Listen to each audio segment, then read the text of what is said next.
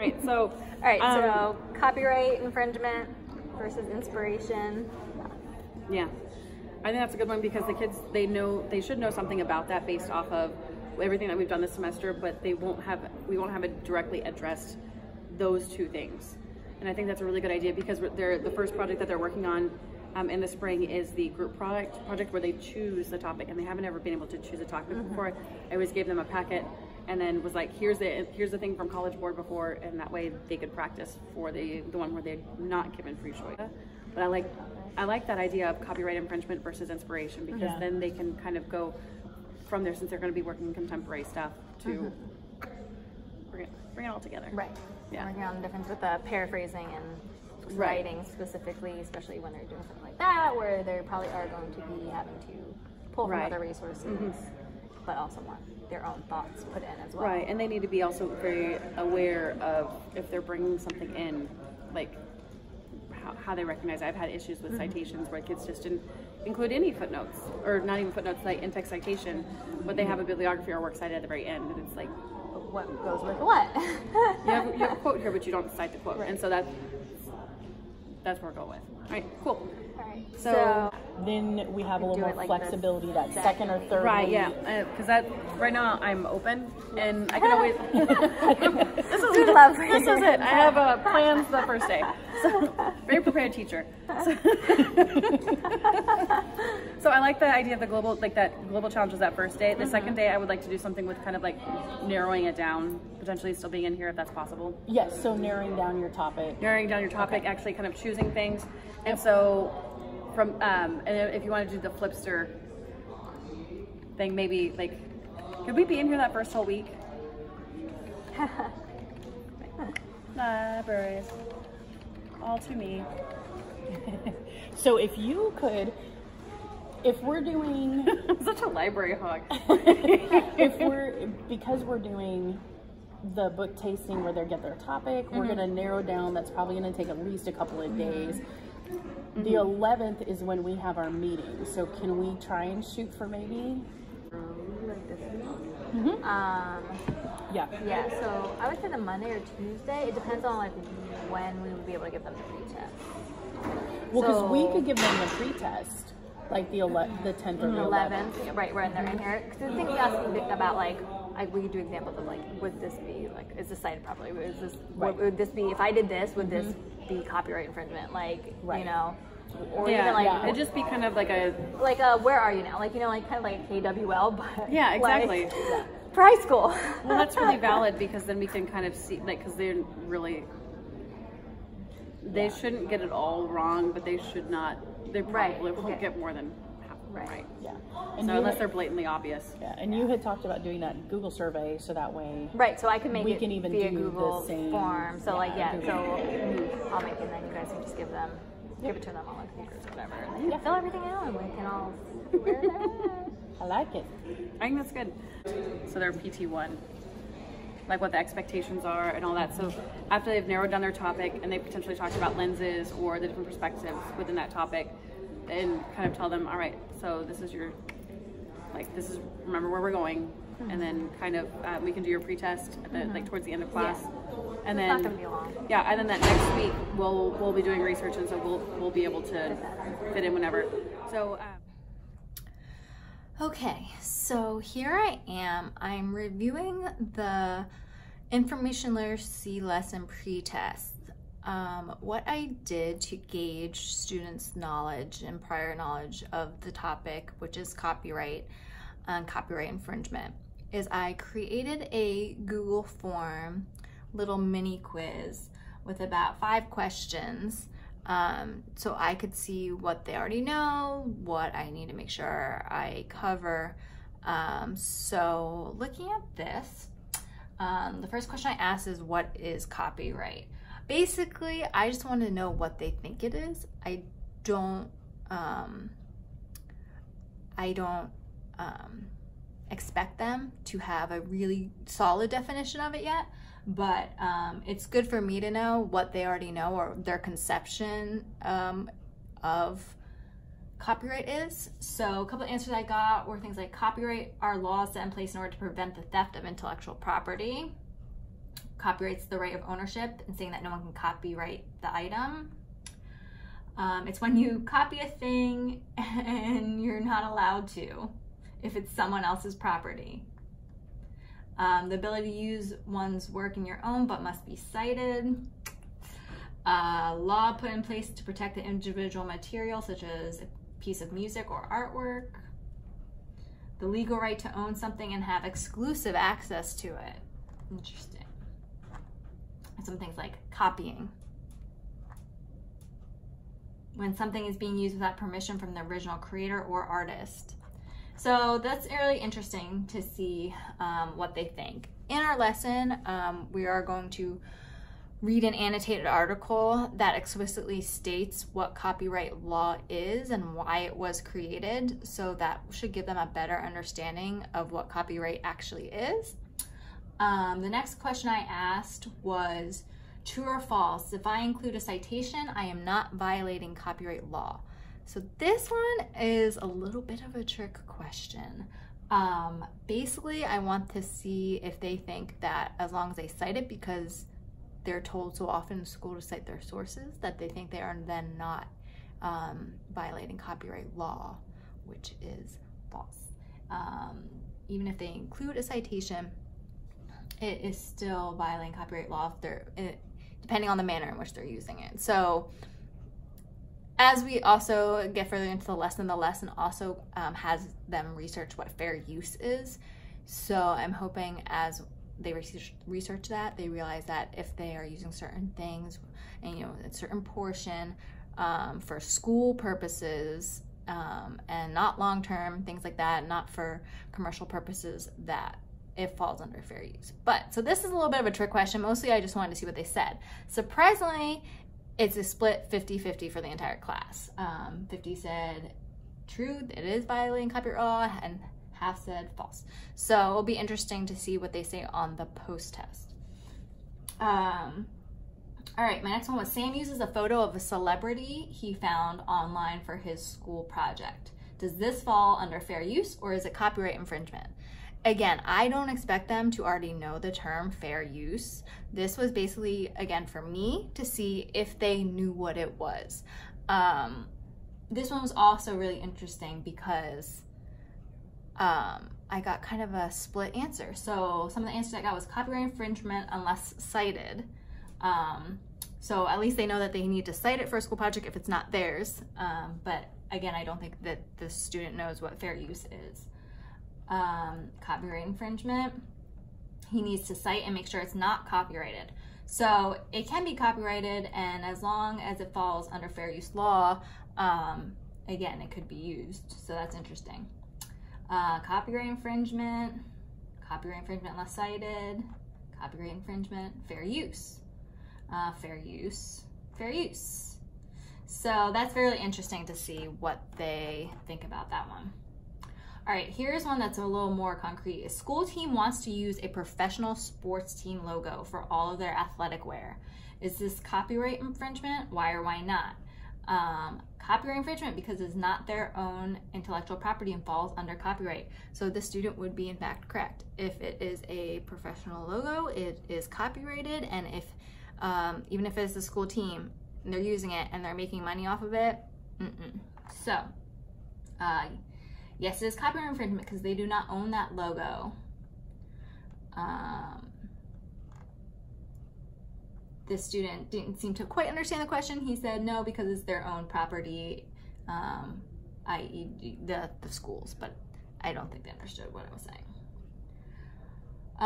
It is copyright infringement unless the logo is made by the people who want to wear the athletic wear. So this student's saying that the school needs to make up their own logo.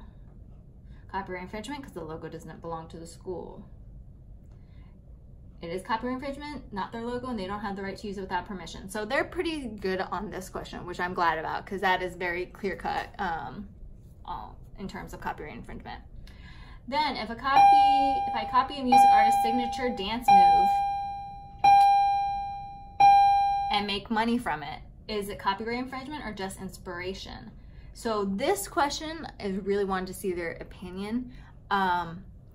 So as the hook to the lesson, I'm going to be showing a video about how Fortnite, the really popular video game for the past 2 years, has been stealing rappers' famous signature dance moves and making money off of them. Sophomores.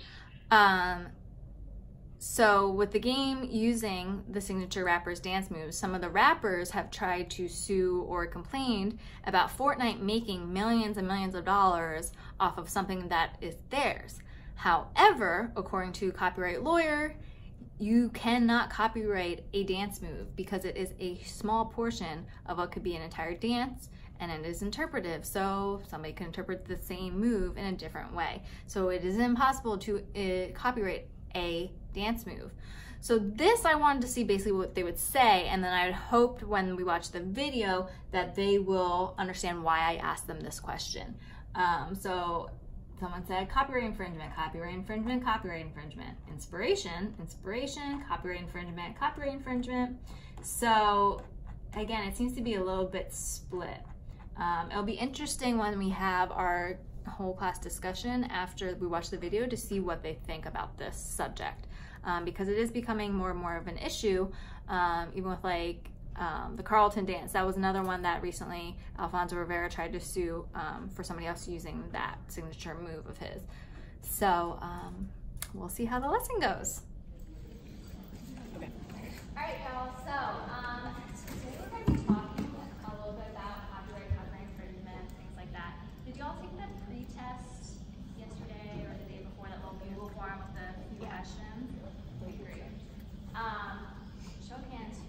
Have you heard of Fortnite? Yeah. Okay. Have you heard of Millie Rock? Yeah. Rapper? Yeah? Okay, I haven't. Have you heard of Snoop Dogg? Yeah. Yeah, okay.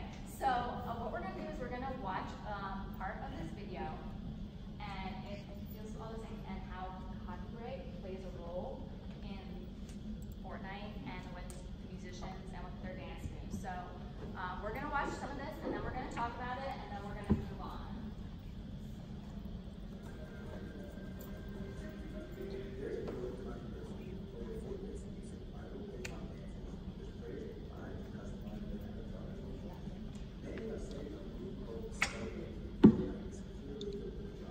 Introduced by rapper Tone Dillon in 2014 and now seen in the halls of high schools across the U.S. Today, hip-hop heavyweights like Chance the Rapper are calling out the game for not crediting or paying the artists who are responsible for popularizing the Millie Rock and other viral dances. Every day I'm going like crazy, and people just, you have to sue Fortnite, you have to sue, you should sue, you should sue, you should sue, you should sue. But do these artists have a case?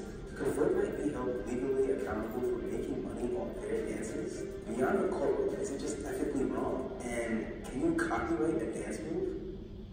This question has become a topic of debate with the rise of Fortnite, the third-person shooter game that has taken over the gaming market. Since its launch in September 2017, Fortnite Battle Royale has earned its owner Epic Games over $1 billion in revenue. For simple routine. And the reason why the copyright process is such a does not protect individual dance steps, for example, is because it use those individual steps similar to how it view individual words or colors. So just as an author cannot prevent another author from using a word or a few words in the English language, a choreographer couldn't prevent another choreographer from using the second position in ballet, for example. Basically, in the eyes of the law, individual dance moves are seen as the building blocks of choreographic expression. Therefore, allowing these simpler elements of dance to be copyrighted is standing in the way of people's creative expression through dance. Beyond copyright law, many people see this debate as a bigger ethical issue, one that raises important racial, cultural, and economic concerns. One study found that almost 70% of Fortnite... All right, so we're going to stop there. What are your thoughts on this? Do you think that A, the dance moves should be copyrighted? B, like, what do you think about Fortnite making money? Like, you know, it's been one of the most popular games last year, 2 years, making money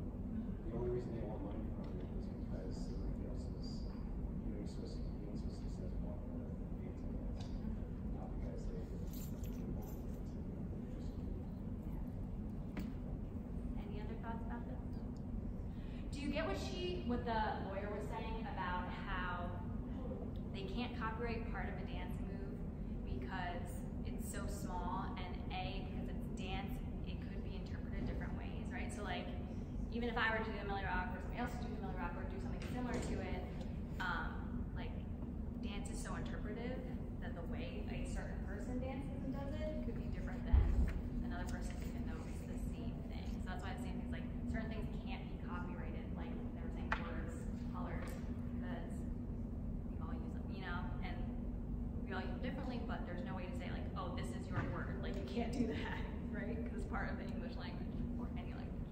Do you have any thoughts on this?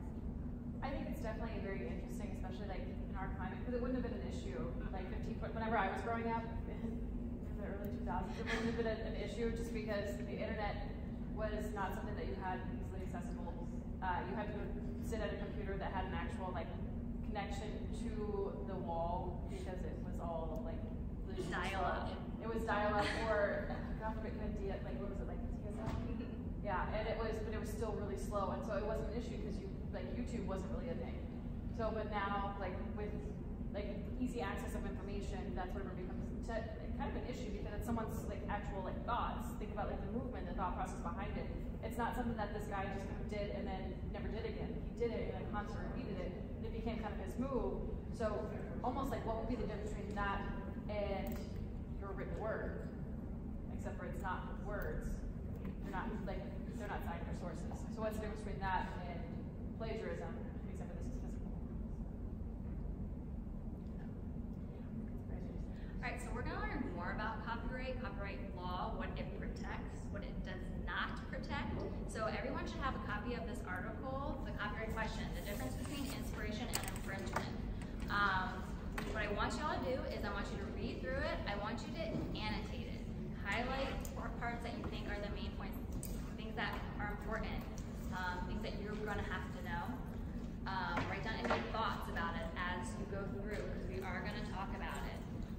Kind of know what copyright law is, know what it says it doesn't protect, why it doesn't protect it. Let's go. How much time do you want to give them? 5 minutes, really? It's not long. I'll check in 5 minutes and see where y'all are at. If you need a couple more minutes, we'll give you all a little bit more time, okay? And keep in mind that you don't necessarily need to read it for like every bit of like nutrition that it has in it. You can skim it. If something seems important, spend a little bit more time, but there's gonna be a lot of words that you don't necessarily need. So, yeah. And annotate real quick right next to it.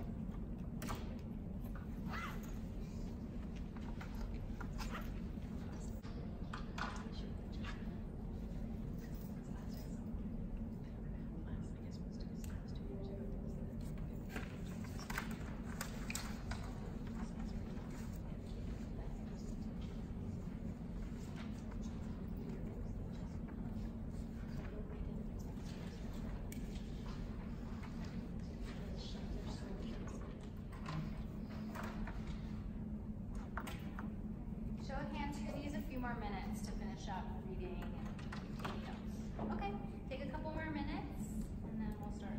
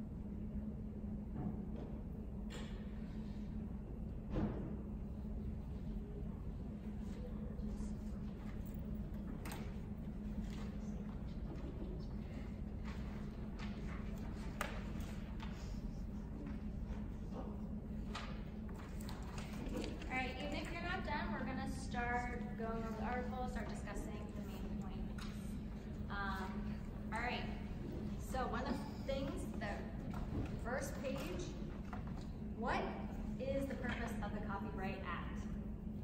Did anybody highlight or annotate that?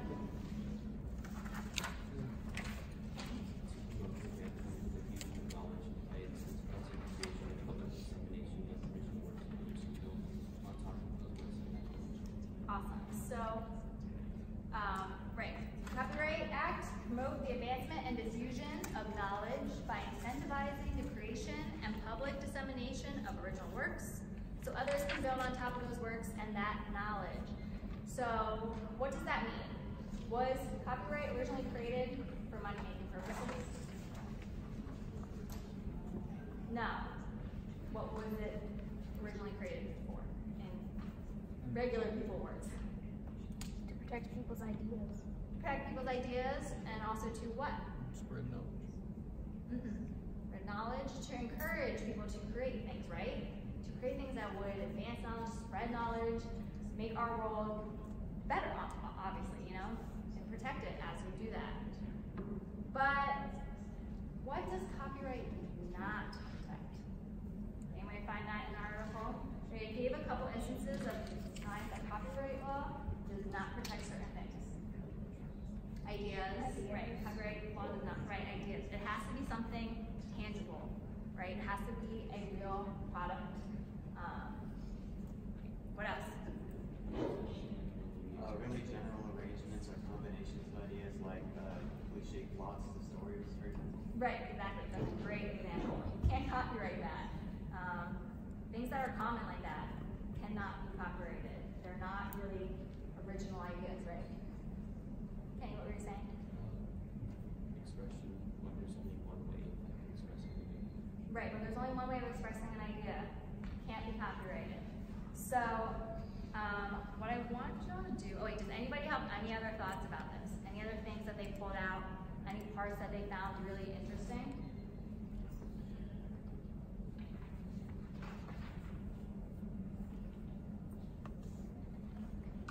All right, so on your note-taking sheet that you have there,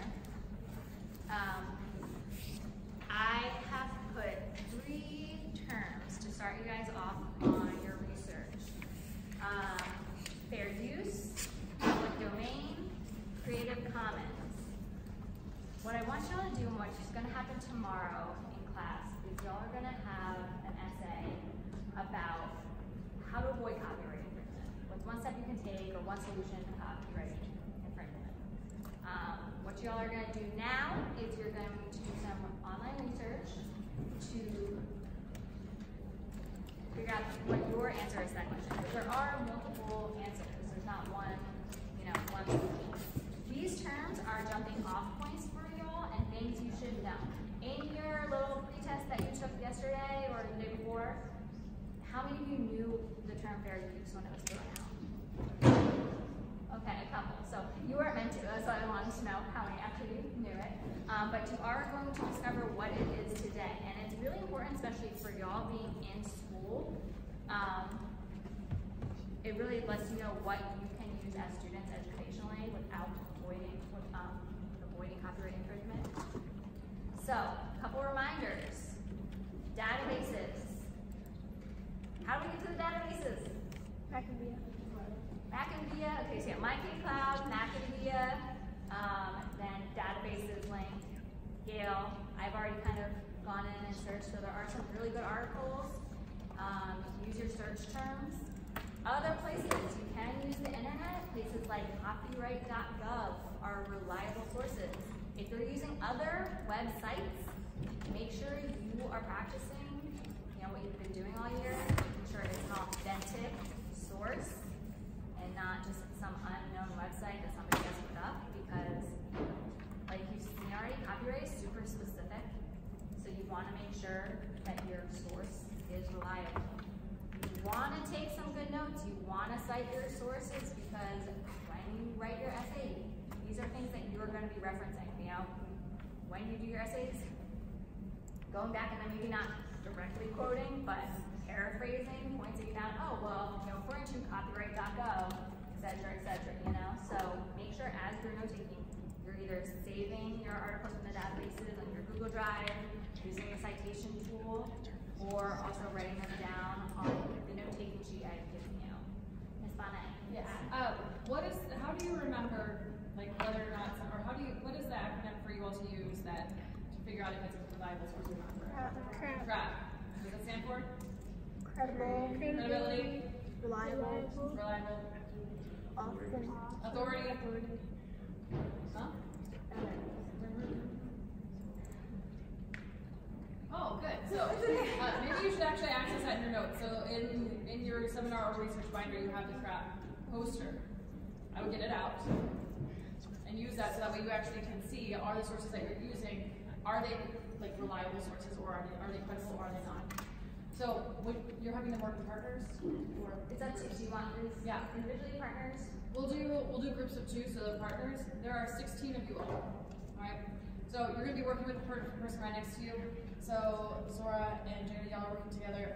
Bryce and Hunter, John and Eliza, Mustafa, Cameron, Liz, Darren, Chase, Daniela. Let's see, Wendy, Candace, Kenny, and Alba. All right. All right. How much time do they have?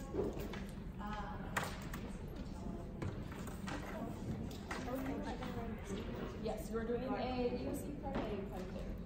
It's a quick, like, max 30 minutes. Yeah. Part A is the short one. You want us to cite like that? You will need to be able to say, like, at the very end, like at the end of the sentence, you'll want to use like in-text citations. Okay. So if you did not hear Ms. Letts, you have until the end of class. Tomorrow you will actually actively be using this information. All right, you need to be able to cite your stuff because whether you're in research or whether you're in seminar, you are doing the time right tomorrow. You need to be able to support what you think is the best way to avoid copyright infringement. So you need to have supporting evidence, which is why we're saying cite your sources so you can say at least where you got it from. So keep that in mind when you're note taking. You can use something else. You can use Google Docs if you want to write down your notes instead. You do not have to handwrite it out. This was just an organization tool for y'all in case. Okay?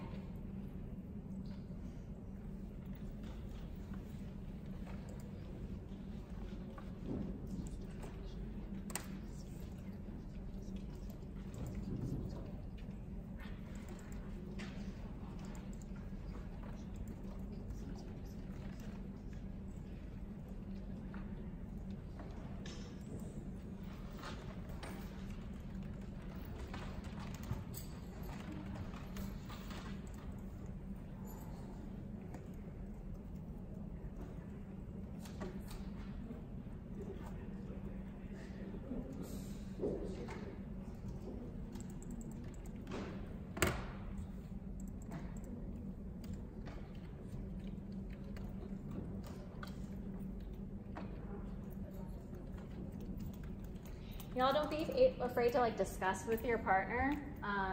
If one of you is kind of researching one of the topics or one of the keywords, the other might want to do the other, and you guys can talk about it. Double up. Do use different sites as well, because one site or one database may say one thing, another might say another. So try to get as much information as you can.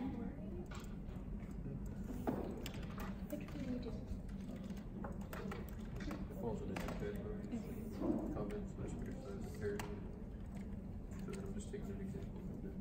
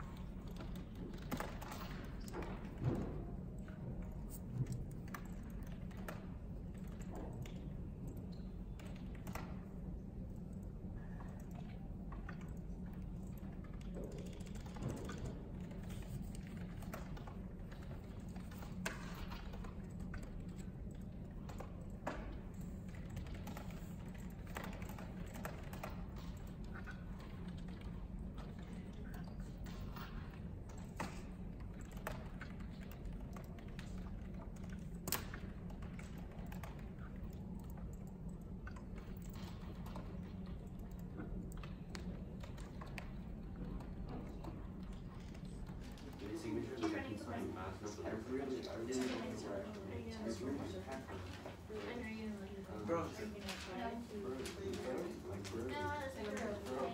I should put it in the actual. Then she got. She started. No, she's a teacher. She started. Yeah, I'm not a lot of things. I'm very confident in my house.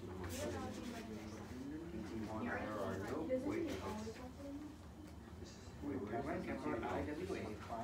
December 5th, 2018. Oh my god. Maybe I put it in the back. I had 2 issues with my survey. No, I didn't put it in the. Well, guys. I didn't even realize it was in. No, I don't have to. Because I was too lazy to get my binder when we got that paper. But then we realized that it's actually not here.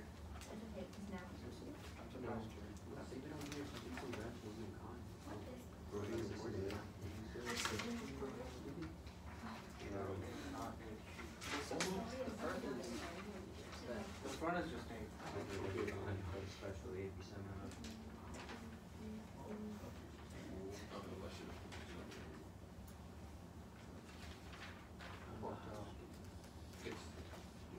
Oh, I had to see. Oh man, and I broke it. I had to see.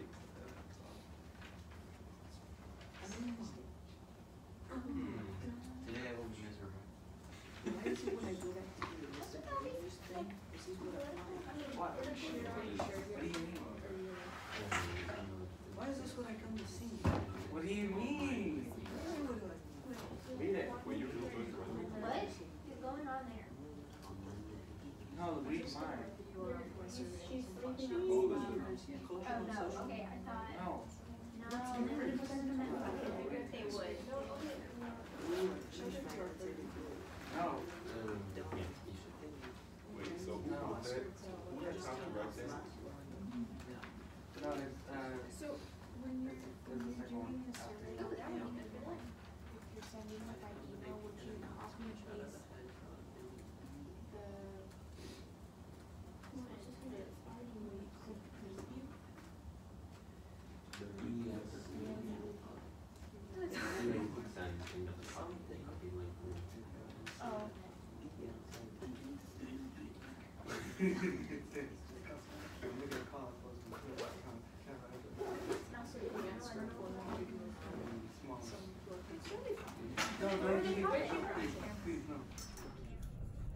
So the lesson went well. There are a few things I would have changed, and one modification I actually did make after the lesson was over.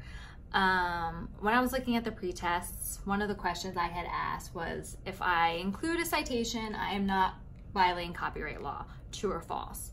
Well, when I had evaluated the pre-tests, I realized that the class was truly split 50-50 on that answer. And then after I taught the lesson, I realized I hadn't hit that point very clearly. Many of them may have found the answer as they researched copyright infringement and fair use and public domain and Creative Commons, all those things that they were researching. But to make sure that they understood what I was talking about, shortly after the lesson, I emailed the teacher and I sent over copies of this article from Duke University. It's very brief, about exactly the question I'd asked. If I cite the source I'm using, can it still be copyright infringement? This short, light, and really nice little article sums it up really well, that yes, even if you include a works cited, you can technically be violating copyright law, especially if it doesn't fall under fair use. So I wanted them to understand that, especially in terms of copyright in general and not copyright just in terms of them being students. So what was nice is the teacher and I, since we worked together, was more than happy to give this article to students and talk about it with them, especially before they wrote their essays, because I really did not want them to choose that, you know, making sure that you cite your sources and having works cited is a way to avoid copyright infringement. While yes, it is good practice and it avoids plagiarism, is not exactly, like, it's not a clear-cut great answer. So I didn't want them to go into their timed writing essay thinking that that was true. So I made that modification. The students then did their timed essay, and the reason they did the timed essay as a product is because these kids are AP capstone and they are going to have to take the AP test in April or May, and it's going to be a lot of timed writing prompts. And this is what they've been working on all year. So another reason why in the lesson the research review is very short is because we have actually been working with this class all year long on research, on databases, on finding quality sources.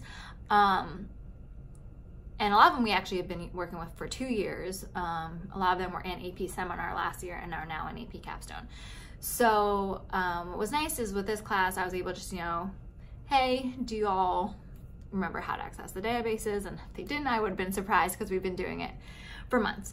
And at this point, they really are working on independent research. So a lot of it also is why the teacher and I are not exactly guiding how they're going to do the research, because at this point in January, they should know how to use the databases, have their research process, know how to cite their sources, and then how to reference those sources when they do their writing piece. So that's really what we were going for. I think overall went well. I would have liked a little more student interaction, a little more student response, but I know this class and they are all very quiet, very shy, studious students. So I was not surprised when they all kind of just looked at me at certain points. It takes a little bit for them to really come out of their shell. However, had I done this with another class, I really would have loved to hear, more of their opinions, and would have obviously dived deeper into how to do the research piece. But overall, the collaborating teacher and I, we talked afterwards, and we both felt like it went well. It was a good overview of copyright infringement. They really liked the piece about the social issues, about how this issue is becoming less clear-cut because of things like the internet and social media and sharing. And they really focus on a lot of social issues in that class, so that piece was really important to them. But now I am actually currently going over their post-test. So after they did their time writing essay, they also did take their post-test, which was the same as the pre-test. Same questions, and I did get a much better response. So for that true-false question, it actually changed to 70% with the correct answer, and 30% were still with the incorrect answer. So that's not bad. Again, it's something that if I had time and it fit in with their curriculum, I would probably do another follow-up essay or follow-up lesson with them. But however, their definition of copyright, much better. The question about fair use, almost all of them realized it was in fact fair use, and that the copying of the professional logo was in fact copyright infringement. So those two ones were really great. And then the question about is the copying an artist's signature dance move copyright infringement or just inspiration? Well, technically it is just inspiration, because like they learned from the video in our discussion, you cannot copyright a dance move. So I am really happy with the post-test results. And it'll be interesting to see their essays and their teachers looking over them before I look over them. So it'll be really interesting to see what they think is a solution to avoid copyright infringement. Okay, so I finally got the students' work back from my collaborating teacher. Which again, part of collaborating is working together and working on 2 different time schedules. So it took several reminders for her to actually send me over their essays. But when she did, it was interesting to see what they had actually produced. Because in my mind, when I was collaborating with the teacher and we were talking about a timed written essay, I thought it would be something longer in length, where really it ended up being more of a written short response, which I guess it actually aligns better with the AP tests and standardized tests when they give you a question. You have to write about, a paragraph or 2 on the topic. So I could definitely see why it was shorter, also because they really only had about 25-30 minutes to write this, because they also did the post-test in the same period, and the class period is only 45 minutes, and that's not taking account them actually like getting settled and then, you know, getting ready to work. So here are my 3 examples that I pulled out of a high student work example, a medium, and a low. The high is definitely more thorough. It is 2 paragraphs. It uses correct terminology. It has supporting evidence. They even included, if you can see here, a small works cited of the resources that they used, which they gathered from when they did the research during my lesson. So they cited the US Copyright Office. They cited a journal from JSTOR, Let's Make Fair Use of Fair Use. And they used a article from copyright.gov, more information on fair use. So they had credible sources that backed up their argument. The medium one, again, it has, you know, about 3 small paragraphs, but it didn't have as much supporting evidence. It wasn't written as efficiently and succinctly. It did cite the Copyright Act, but it didn't provide any works cited or in-text citations, which I know the teacher is really looking for. The low example, if you can see, is only 1 single paragraph. And by paragraph, I mean it's about 4 sentences. It does not use any citing evidence to support their argument. It doesn't have any in-text citations or works cited. Basically, it's almost more of their opinion, which again, on AP test, this would not score well. So looking over, there was a pretty good range of responses. You could definitely tell the students who put in more work and who actually prepared with the research, like we had reminded them to do during the lesson. And then there are just some, you know, students who decided to kind of go off the cuff and just wing it. So this was interesting to see, since I got to see this after the post-test. When the classroom teacher actually had also shared with me some video of the students when they were working on their essays. And it could tell you they weren't as focused as I would have liked. So had I done this again, I would have liked to be involved in both days of the project, you know, to also help. But I mean, again, that's one of the things that happens when you collaborate. And as a librarian, you know, I won't always be in every class and won't have control over the end product. So it was very interesting. I mean, like I said, I've worked with this teacher a lot before, so I wasn't really surprised. But yeah, I mean, overall, I still think it went really well. I think the students definitely got something out of it. I think they understand copyright better than they did before. Yeah, that was my lesson.